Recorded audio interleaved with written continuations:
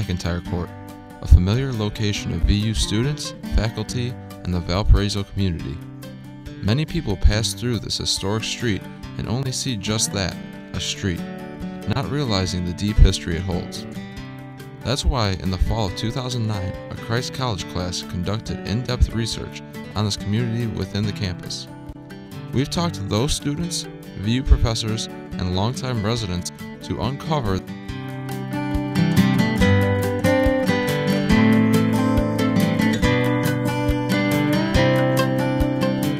historical secrets of McIntyre Court. Professor Gretchen Begellen, a Christ College professor here at VU, grew interested in the history of McIntyre Court after noticing changes on the street. And every day I drive up and down McIntyre Court on my way to and from the office. And I noticed a few years ago that houses were disappearing. I just was somewhat alarmed by seeing a neighborhood disappear, especially one that was so connected to campus.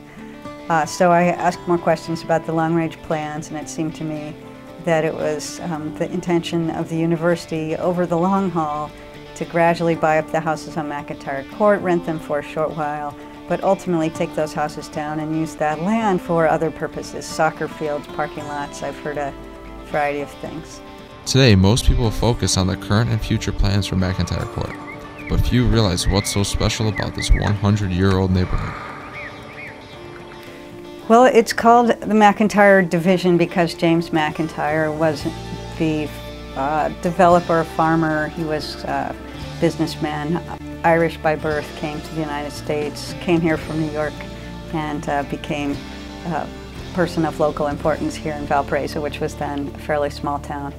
And he had a vision of a neighborhood that would be deluxe. In fact, it was called McIntyre's Deluxe. McIntyre was known as Professor's Row for a number of years in the university's history. And that was kind of the place to live as a young professor after the World Wars and everything. And it was just a really kind of nice, supportive community and really tight-knit. For teaching at VU, knowing that your job is an 8-minute walk from the backyard is a heck of a lot better than driving for however far. It's also much more likely that you would have interaction with the university other than just go in, teach your class, and that's it.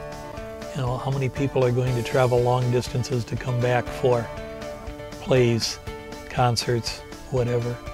And if you want to meet with students, for them to just drop by, rather than having to find a ride out to somewhere. You really are part of the campus. And knowing it from student days, think also that in the midst of all this institutional brick, you also have something that's actually human and civilized. That was really an upscale neighborhood for Valparaiso at the time, and the students, to us, those houses looked pretty small, even tiny. So the thought of that being an upscale neighborhood is, makes you realize how our ideas about what's necessary for an American house have changed. When we moved here, President Schnabel was still the president 2 presidents ago, and what's now Linwood House was where he lived. It was only when President Hari came that he moved off campus. The McIntyre family purchased the land in the early 1900s and started subdividing it as early as 1915, 1916, and then it was kind of realtors in the Valpo area that were selling off the plots one by one. And there were 4 houses up by 1920. There were a few more, maybe 10 houses up by 1930, but the bulk of the construction on the street happened post-war in the 1940s and a couple in the 1950s. In general, in American housing, there's a boom in the 1920s and a real slowdown during the Depression. So tremendous housing shortage develops between the 1920s and the end of World War II. So these were smallish houses that were occasionally built during that time. But when we think of American suburbs, we tend to think of that boom that happens after World War II, and McIntyre was pretty well settled already by that point. By McIntyre Court missing the housing boom after World War II allowed it the unique opportunity to grow later, creating a wide variety of housing styles. McIntyre is a great kind of living document for this kind of class because you have styles as varied from the very earliest couple of houses on the court are farmhouses from the 19-teens. And then you get the 20s bungalow style houses, and there are a lot of those on the street. And then there's this evolution all the way to the 90s, and there you get kind of the bigger kind of modern suburban home feel to that house. And then you have just some really unique architecture. The Tudor house is kind of famous for that in town. And that, we found out late in the project, was actually based on a specific house that someone took measurements of in Germany. I think all of the houses on the street are very unique, different time periods. You can see different styles of architecture in various houses.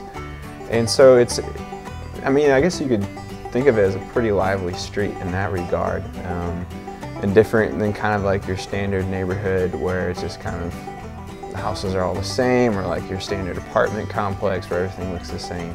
So yeah, I definitely appreciate the different styles that are on the street. And it's always nice to walk down, especially, you know, now that it's springtime. Essentially, McIntyre was built in 4 stages, the first occurring in the 1910s.